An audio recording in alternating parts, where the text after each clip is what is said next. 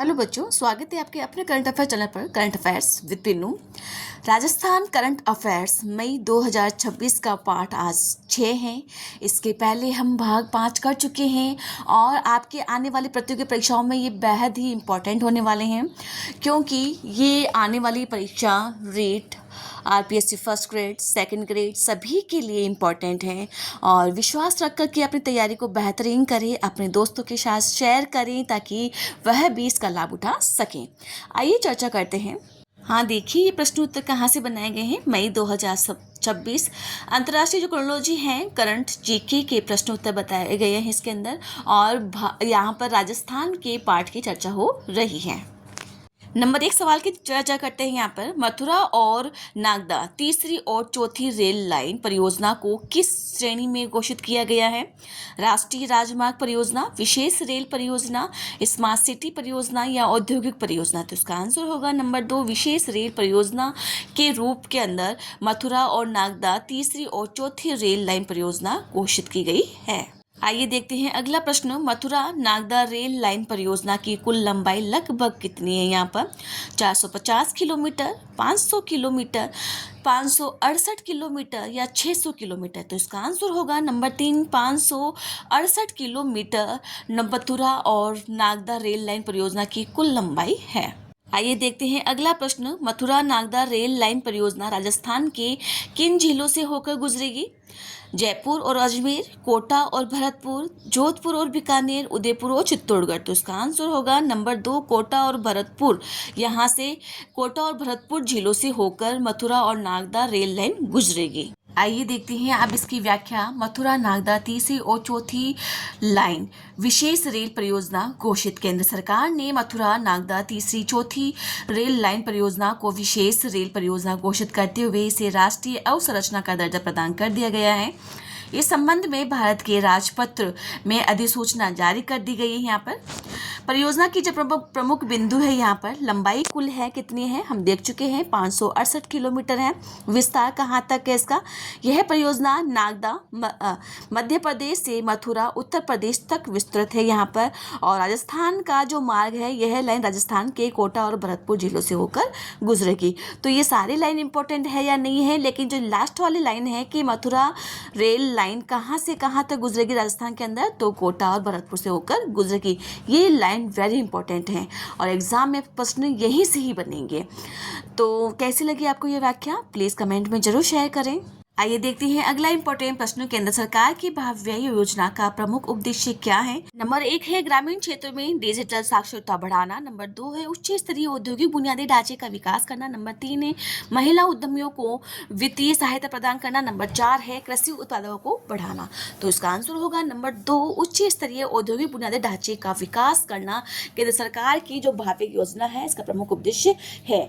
तो प्रश्न तो ये भी बन सकता है कि भव्य योजना किस सरकार की है, राज्य सरकार की है या केंद्र सरकार की है? तो ये केंद्र सरकार की है। आइए देखते हैं अगला इंपॉर्टेंट प्रश्न। भव्य योजना के तहत राजस्थान के कौन से 5 जिलों का चयन किया गया है?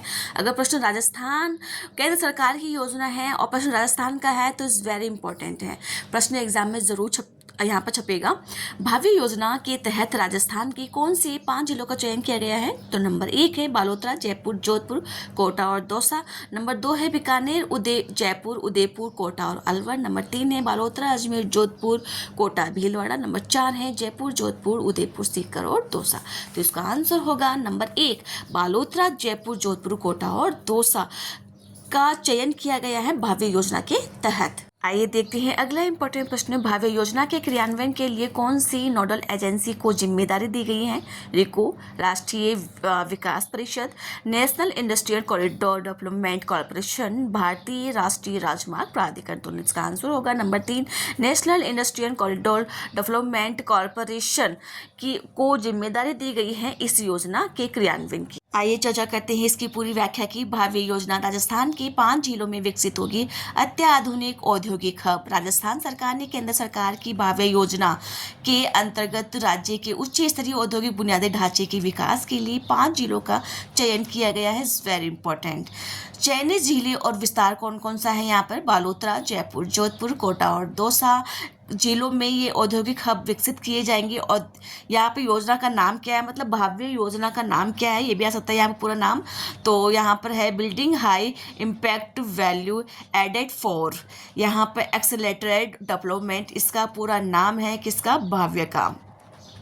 संचालन और क्रियान्वयन यहाँ पर जो तंत्र है किसके द्वारा किया गया है, नेतृत्व। यह योजना केंद्र सरकार की उद्योग और आंतरिक व्यापार संवर्धन विकास के मार्गदर्शन में संचालित होगी। इसके जो नोडल एजेंसी होगी यहाँ पे NICDC इसकी नोडल एजेंसी है यहाँ पर। रणनीति, योजना को 2 चरणों के अंदर लागू किया जाएगा, जिसमें देश भर के अंदर कुल 100 औद्योगिक क्षेत्रों का चयन किया जाएगा। मतलब कुल 100 औद्योगिक क्षेत्रों का चयन किया जाएगा, उसको 2 चरणों के अंदर पूरा किया जाएगा। राजस्थान के 5 जिलों को शामिल किया गया है। कौन कौन से हैं, बालोतरा, जयपुर, जोधपुर, कोटा और दौसा। और भावी योजना का पूरा नाम क्या है, building high impact value added for accelerated development, इसका पूरा नाम है। ये देखते हैं अगला इंपॉर्टेंट प्रश्न। हाल ही में housing and urban development corporation HUDCO के किस क्षेत्र कार्यालय को excellent performance in business award से सम्मानित किया गया है? जोधपुर क्षेत्रीय कार्यालय को, जयपुर क्षेत्रीय कार्यालय को, उदयपुर क्षेत्रीय कार्यालय को या न्यू दिल्ली क्षेत्रीय कार्यालय को? तो इसका आंसर होगा नंबर 2, जयपुर क्षेत्रीय कार्यालय को excellent performance in business award से सम्मानित किया गया है। आइए देखते हैं अगला इंपॉर्टेंट प्रश्न। HUDCO हुडको का पूर्ण रूप क्या है, जिसके जयपुर कार्यालय को भी हाल ही में राष्ट्रीय स्तर से सम्मानित किया गया है? Number 1 housing and urban development corporation, number 2 है home and urban development company, number 3 है housing and rural development corporation, number 4 है हरियाणा अर्बन डेवलपमेंट ऑर्गेनाइजेशन। तो इसका आंसर होगा number 1 housing and urban development corporation. इसका पूरा नाम है किसका, हुडको का, जिसको अभी सम्मानित किया गया है। आइए देखते हैं बच्चों अगला इंपॉर्टेंट प्रश्न। हुडको द्वारा आयोजित कार्यक्रम या अवसर पर उत्कृष्ट कार्य करने के लिए राजस्थान की किस संस्था को भी पुरस्कृत किया गया है? तो आ सकता है कि राजस्थान की कौन सी संस्था को पुरस्कृत किया गया है यहाँ पर? रिको, रूडसिको, RHB राजस्थान आवासन मंडल या HRUDP। तो इसका आंसर होगा नंबर 2 रूडसिको को यहाँ पर इसको सम्मानित किया गया है। आइए देखते हैं अगला इंपॉर्टेंट प्रश्न। रूडसिको का पूर्ण रूप क्या है, जिसे अभी हाल ही में हुडको द्वारा उत्कृष्ट कार्य के लिए पुरस्कृत किया गया है? मतलब प्रश्न कहाँ से पूछेगा, कैसे पूछेगा, सारे प्रश्न बना दिए गए हैं, इससे बाहर आपका एक भी प्रश्न नहीं जाएगा। नंबर 1 है राजस्थान अर्बन डेवलपमेंट एवं सीवरेज इंफ्रास्ट्रक्चर कंपनी, नंबर 2 है राजस्थान शहरी पेयजल सीवरेज इंफ्रास्ट्रक्चर कॉर्पोरेशन, नंबर 3 है यहाँ पर राजस्थान ग्रामीण पेयजल और इंफ्रास्ट्रक्चर कॉर्पोरेशन, नंबर 4 है Rajasthan urban drainage and sewerage corporation. तो इसका आंसर होगा नंबर 2 राजस्थान शहरी पेयजल सीवरेज इंफ्रास्ट्रक्चर कॉर्पोरेशन। यहाँ पर रूडसिको का पूरा नाम है। आइए अभी इतने सारे जो प्रश्न बनाए गए थे इसकी पूरी व्याख्या देखते हैं। हुडको जयपुर कार्यालय excellent performance in business award से सम्मानित किया गया है। Housing and urban development corporation हुडको ने जयपुर क्षेत्रीय कार्यालय को नई दिल्ली में आयोजित एक गरिमामय समारोह में excellent performance in business award प्रदान किया गया है। यह सम्मान वित्त वर्ष 2025-26 के दौरान राजस्थान में किए गए रिकॉर्ड कार्यों के लिए दिया गया है। इसकी जो उपलब्धि हो, जो मुख्य आंकड़े हैं कौन से वर्ष के, वित्त वर्ष 2025-26 के। ऋण स्वीकृति है यहाँ पे हुडको जयपुर ने राजस्थान में कुल 21,099 करोड़ रुपए की ऋण स्वीकृति कर नया कीर्तिमान स्थापित किया गया है। CSR योगदान सामाजिक उत्तरदायित्व के तहत 3.5 करोड़ रुपए की राशि प्रदान की गई है। पुरस्कार ग्रहणकर्ता कौन है यहाँ पर, जयपुर क्षेत्रीय जो प्रमुख है यहाँ पर सुधीर कुमार भटनागर ने यह सम्मान प्राप्त किया है। अन्य महत्वपूर्ण सम्मान है यहाँ पर। इस अवसर पर हुडको द्वारा राजस्थान शहरी पेयजल सीवरेज इंफ्रास्ट्रक्चर कॉर्पोरेशन रूडसिको को भी उत्कृष्ट कार्य के लिए पुरस्कृत किया गया है।